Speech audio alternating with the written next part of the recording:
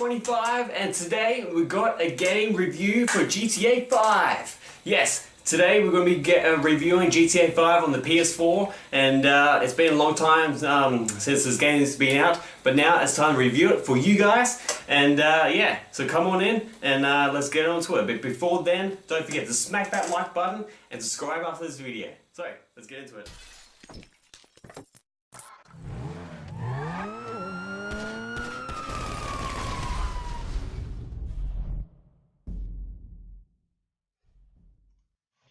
Hey guys, welcome to today's video. Today we're going to be doing a game review on the GTA 5 for the PS4. Now this game has been out for a few years now and it did come out in 2014 on the PlayStation 4 with the newly advanced graphics and that for the next generation. And I have to say guys, this is one of my best favorite games to play. I've had this game for many years and every time I play it I just fall in love with it and just it's pure awesomeness. So today we're going to be talking about GTA 5 and GTA Online and see how I stack it up to the other ones and that. So let's start this review and yeah.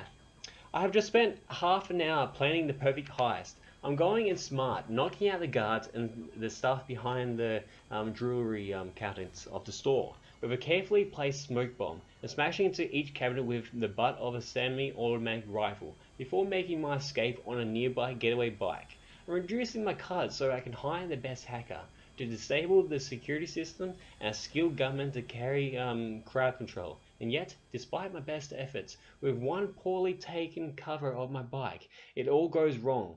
I should be driving down a darker sewer tunnel, sneaking my way up under the city to freedom.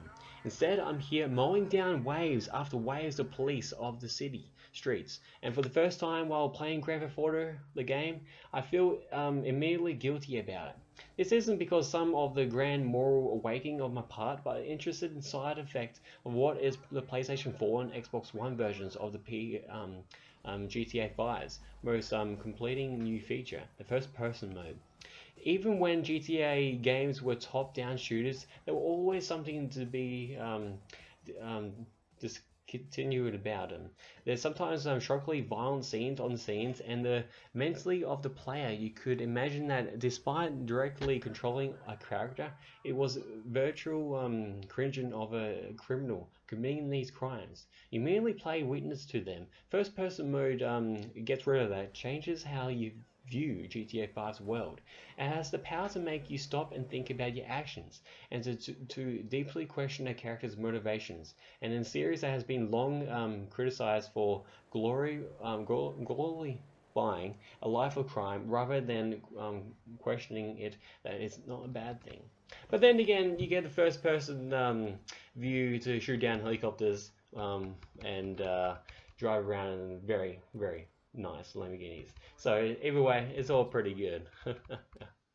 To admire this all in first person is a delight. Wide cinematic field of view is a very different to of your typical shooter, as it is slower pace with which you will walk, think, and personalize. You're right on the track, where the camera once easily tilted up above and around the city. At ground level, everything looks bigger and more imposing.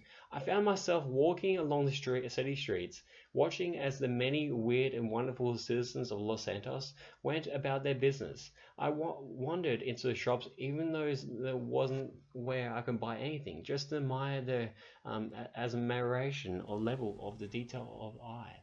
With nearly 80% of this upgrades for this PS4, it's very awesome to see the different graphics. Then there's the driving, which no matter how hard I try, I find far too difficult to master in first person mode. The fully working and wonderful detailed vehicles interiors might be impressive, but the twitchy controls that work so well in third person mode for pulling off outrageous driving stunts are just far too sensitive to easily keep cars on the road during a frantic police chase. There are also vehicles missions that simply weren't designed with first person in mind. Trying to catch Michael's son as he dangles off a boat on the highway, Performing a speeding drive-by on a highway is very difficult. Um, More realistic, but I found myself switching back to third person in order to get them done. Thankfully, it's not an easier or you have to have the first person mode to actually complete levels. But sometimes the third person mode is actually a good way to view a same game in a different light. But these are not. But the characters in this game are Michael, Trevor, and the other guy. Franklin, that's right. These guys are very good on the GTA online, on campaign mode. They both have different stories and backgrounds, but they all come together as one, and I quite like that. Running through it, all the missions that they play out like Hollywood blockbusters and the finest of gangster films. Heists remain the highlight, and though processing a plan of them out, hiring members of the team, gathering equipment, and then hopping the fuzz doesn't interface of the big day is usually engrossing. Bombs are exploded, helicopters are smashed into the side of the skyscrapers, and entirely squads of police give chase as you make a full frontal approach to making down this heist. On the highway means killing a factory restart, and assassination missions where if you jump the gun and kill your target before the game expects you to do, then you have to start again. Some of these game modes in the campaign are not very good, like the ones where you have to like skydive in different places around Los Angeles and that, and San Andreas. That was quite fun, but yeah, not really my sort of thing.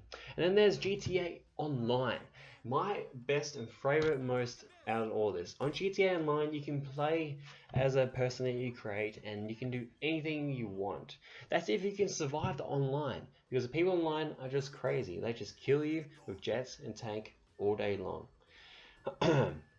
With GTA 5 Online, it gets a few boosts, including enhanced character creation, as well as support up to 30 different characters with 2 additional spectators. The inclusion of all 11 of the GTA Online existing updates, and yes, you can play in first person too. These are nice additions, but online still suffers from a lack of direction. Although you can easily import your old character, I opted to create a new one, after which I was dumped onto a sidewalk in Los Angeles, armed only with a map full of confusing icons, a little idea about what I should do next. That these activities raise a smile here, even when played in first person. You throw up a mortal dilemma in single player is as much to do with a lack of narrative structure online as to do with your own personal feelings towards most other interesting users. It raises on interesting contradictions, as it is better to play in first person and to be moved by GTA 5's events in more profound way, or you should play in the first person mode, distancing yourself from the game's more controlled factors. Aside from the few mild frame rate issues that sometimes takes the edge off the most dramatic moments, this is defining the version of GTA 5 on the bar of next generation games. The open world games, or indeed any game that aims for a cinematographic feel, should be judged. It is beautiful and though provoking and thrilling throughout. Even if you play GTA 5 once already, it's worth going back and doing it again. And yeah, the graphics on this are better than the PS3s, and I think that's pretty good to do it as well. There's also director mode and editor mode where you can make your own movies and throughout the game. That's always fun to do and watch other people do it as well. And there's also heists on the GTA Online. This is one of the main reasons why they did GTA Online, but it's still pretty good. You get a unique tool in the PC version as well that allows you to show off all the game flair as well as your creativity. The Rockstar Editor. This allows you to record footage during missions or while free roaming around Los Santos. If by manually recording gameplay or by sourcing the last few minutes of a cached action. More than simply allowing you to catch together clips, you have full control over the camera while going through your gameplay. And you can set angles, mainly choose from a list of preset angles, apply camera shakies, and all different types of fillers as well. And before I give my game review and my top number out of 10, let's go through the good parts and the bad parts for this game review. The good parts will start on gonna be the stunning visuals. The stunning visuals is a good upgrade from the PS3 version, and on the PC it's more above than the PS4, but I still like it. It's a very awesome game. The excellent first-person mode makes for a very difficult experience. The first-person mode lets you to do the same things but in a different aspects, and I think that's a good one as well. The best writing and voice acting you'll see in the video, well, that's plain obvious. Los Santos is an ideal virtual playing ground and for anarchy, thrilling heist missions.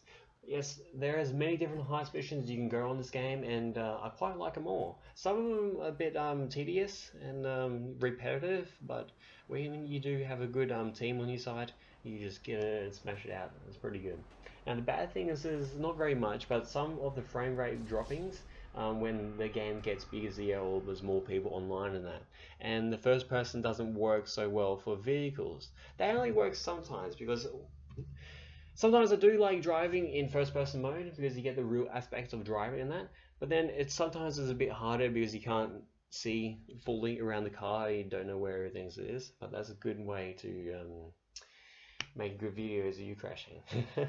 But for the score, I will give GTA 5 for the PS4 a 9 out of 10.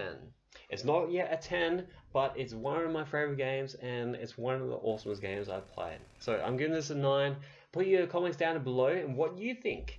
What rating do you think you should rate this game as well? So it's been Jazz25, guys, and thank you for listening to this game review of GTA 5. I'll see you guys next time in the next video. Have a good day.